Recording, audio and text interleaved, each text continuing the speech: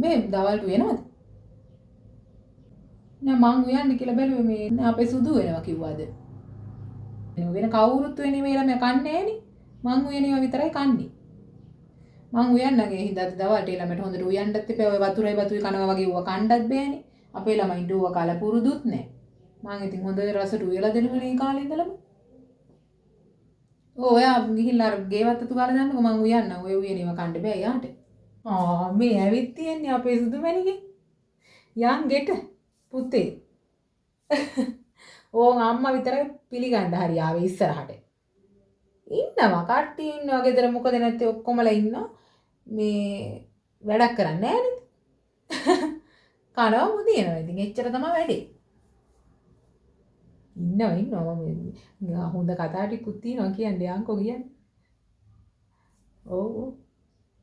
මම මොකවත් කියන්නේ නැහැ. මම මොකවත් කියන්නේ පුතා ගන්නෙත් එයාගේ පැත්තනේ.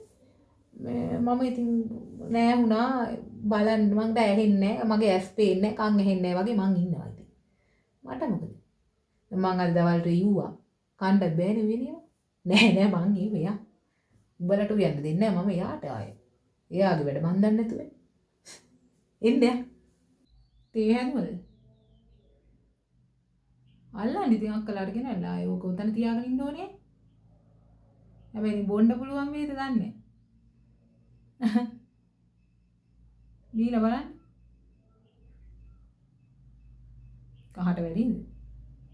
ඕ මෙයාට කොච්චර කිව්වත් ඔහොමනේ කහට දානවා ලොට් එකක්. බොන්න බෑ තිත්තයි තේ එක. කවදාකවත් තේ එකක් හදාගන්න ඉගෙන ගන්න යන්නේ. අපේ දුවලට මම පුරුදු කරේ නේ. ඔයාලට මම පුරුදු කරේ තේ හදන්න එහෙම 6 පන්තියේ විතර ඉඳලා. හොඳට තේ හදනවනේ. ඔව් ඔය පුතත් කියන්නේ හොඳට තේ හදනවා. මේගොල්ලෝගේ අර දෙමව්පියෝ පුරුදු කරලා නැහැ. ඒකයි. වෙන දෙයක් නෙමෙයි. අම්මලා තාත්තලාගේ වැරදි. මම නම් කවදාවත් එයා හදන තේ එකක්වත් බොන්නේ නැහැ. ඔව්. තේ එකක්වත් බොන්නේ නැහැ. මට බොන්න බෑ ඒවා. තිත්තයිනේ. තේ ඇයේවා.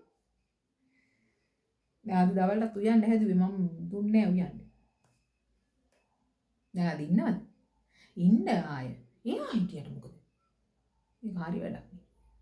එයා ගෙදරක් යන්නේ මේක මගේ ගෙදර. මං තාම ජීවත් වෙලා ඉන්නෝනේ. යාට ඕන දේවල් කරන්න හරි දීලා හරියනවද? පිස්සුත මල්ලි ආවම මල්ලිත් එක්ක කාමරේට රින්ග ගන්නවා. ඊට පස්සේ ඉතින් ආය රෑ 9:10 වෙලා ආයෙක මේ එළියට එන්නේ. ඊට පස්සේ ආය බුදියන්න කියලා යනවා රෑට කාලා. ඔව් උදේට පොඩ්ඩක් ඔය මොනවා හරි ඉතින් උයනවා. ඉතින් පුතාට ගෙනියන්න උයන්න ඉබේ. ඒ ඇරුණාම එහෙම වෙන දෙයක් කරන්නේ නැහැ. ඔව් මමත් කරනවනේ බාගෙට බාගයක්. එයා කරන වැඩක් නැහැ. එයා පුදුම සැපක් ගන්න අපේ ගෙදරට ඇවිල්ලා. නෑ මම මේ සුදු එක පොඩක් කතා කර හිටියා. ඉතින් අපේ කෙල්ල හැමදාම ඉන්නේ නෑනේ. අපේ කෙල්ල ඉතින් ඉපදුන දවස් ඉඳලා හිටපු ගෙදරනේ මේක. අනේ අර චිකන් වගේක් තිබ්බ පුළුවන් නම් හොදලා දාන්නකෝ. රැට උයන් ඉපාය. ඔයා උදව් කරන්න යන්න ඕනේ. ඔයා මොකටද යන්නේ? ආයෙ ගෙදර ඇවිල්ලා උදව් කරන්නත් ඕනේ. ඇලේලින් එකට තමයි.